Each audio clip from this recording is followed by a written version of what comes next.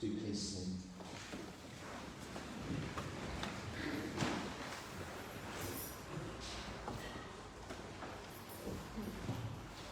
Flags have been lowered, ancient bells are muffled and tolled, cannons have been fired, knees bent, tears shed, earnest prayers offered. Churches now dressed in sombre purple, tributes poured into books of condolence. The youngest contributor to the book here so far is just 7 years of age. A nation has been thrown into mourning. Nations have been thrown into mourning. And the whole world, it seems, has paused and taken breath. Its great leaders have paid tribute. But why? Why? Well, I think simply because a young woman made a solemn promise to nations and peoples, and she kept that promise. She kept that promise with great faith, and she kept that promise with integrity and humility for 7 decades plus. She kept that promise until the hour she passed from this world and into the care of the God who loved her and to whom she had dedicated her life. And we, who are gathered here today, are privileged to say that she was our Queen of blessed and glorious memory. We have been served, I believe, by the most gracious monarch our nation has ever known, by one of the most outstanding heads of state in history, and by an extraordinary disciple of Jesus Christ. And so as we mourn, we have an opportunity. It is an opportunity to pay her the greatest honour. And that is to form ourselves, shape ourselves, our communities, our nation, according to the values and love that she showed us, and in fact that she showed the whole world. A young woman made a solemn promise to nations and peoples, and she kept that promise. Now that promise was rooted on God's promise to her and to all of us to be loving and faithful through thick and thin. And if you find it hard to believe that God can possibly be faithful to us through thick and thin, if you're curious about the God the Queen followed, contemplate how she lived, how she served, the values and love she showed us. That is a good place to begin to understand these precious things.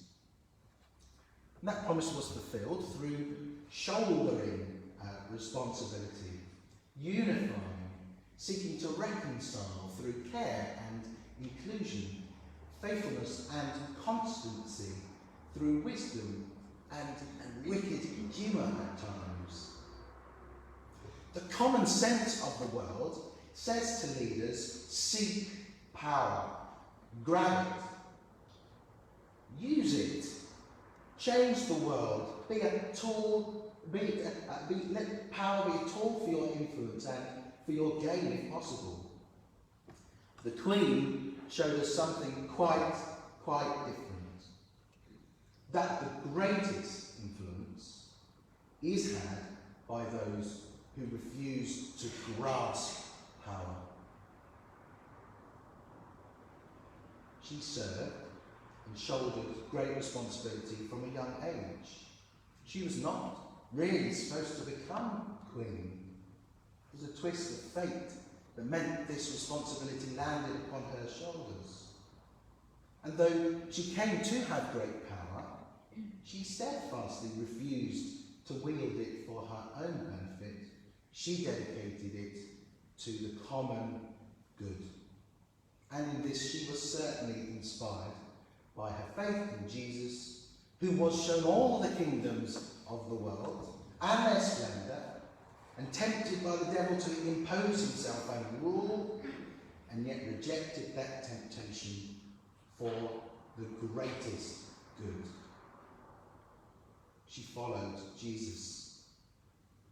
And so she saw it as her duty to be a focus of unity, sacrificing the freedom to express her own political views for a lifetime. And that sacrifice has helped hold this nation together, and also to transform the moral complexities and problems of the British Empire into the new relationships of the Commonwealth and beyond. So the Queen symbolised both tradition and progress. She prayerfully adapted the monarchy to changing times, and she always celebrated the diversity of contemporary Britain. Now, I think it's very important to note that she clearly intended Britain to be a nation where dissent and disagreement was tolerated, so that violence might not have the final word here. She worked to heal old wounds and to bravely acknowledge old injustices. When she shook the hand of Martin McGuinness, the Deputy First Minister of Northern Ireland and a former IRA commander, she looked beyond her own suffering, the intimate suffering of her family, and she extended a hand of forgiveness and hope. And that was such a powerful moment, and it speaks well but beyond words. That forgiveness, real forgiveness, that hope was the cornerstone of her generous Christian faith. Now, as Supreme Governor of the Church of England and defender of the faith, she welcomed Britain's diversity of faith, agnosticism, atheism, because hers was an open-handed, generous, gracious Christianity, ready to give account of itself, but communicating itself perhaps most powerfully through just who she was and the values she lived. Jesus said, "I have come down from heaven, not to do my own will, but the will of him who sent me. And this is the will of him who sent me, that I should lose nothing of all that he has given me, but raise it up on the last day." The Queen saw it as her holy calling to unify those she served, and through her quiet, gracious faith and example, to point them towards this God who refuses to abandon, but instead intends to include all.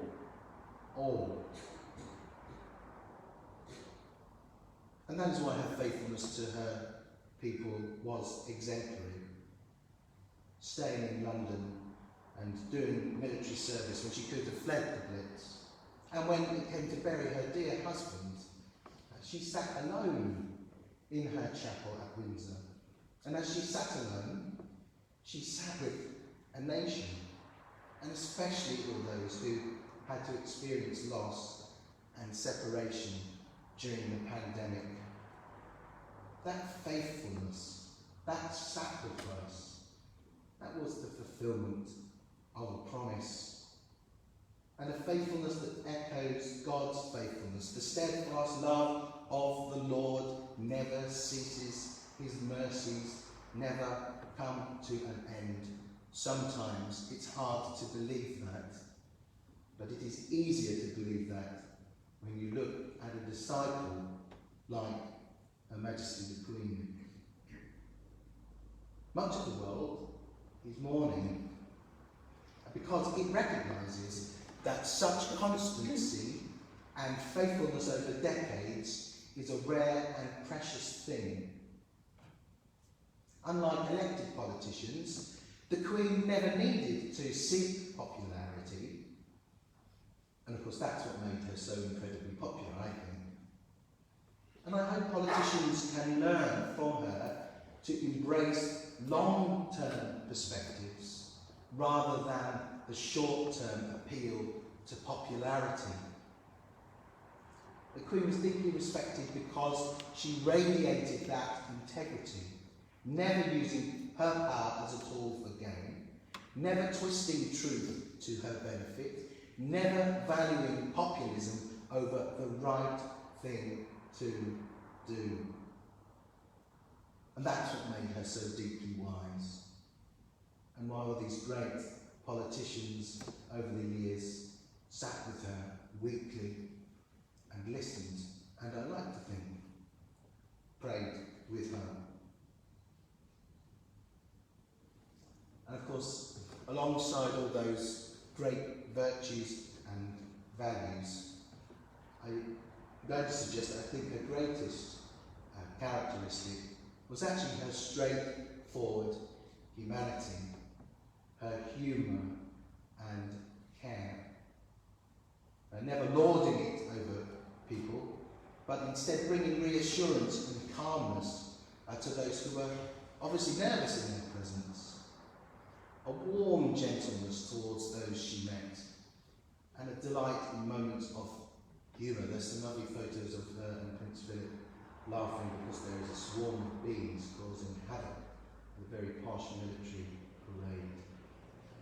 She was a mother and grandmother, a great-grandmother, a friend, a person mourned and loved. She laughed, and though she could never be best friends with her subjects, she knew how, with the crown, she could try to befriend a nation in a responsible way. How many people in public life are known for their gentleness?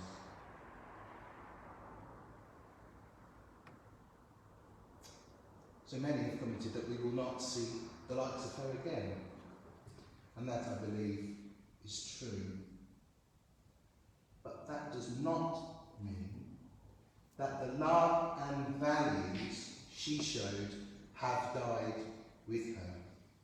We saw in the King's broadcast on Friday night that we are again blessed with a monarch who respects the Constitution and embraces the great duty that comes with the crown at great cost to himself.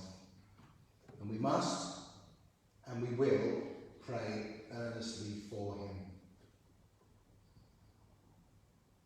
The young woman made a solemn promise to nations and peoples, including us, and she kept that promise.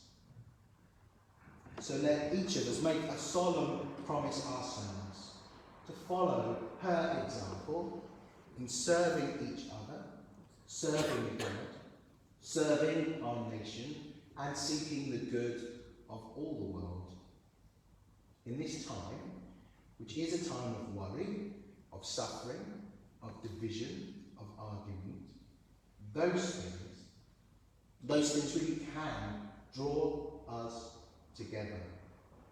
Those are the things, the values, that do make nations great. And so may God bless us, our nation and the world.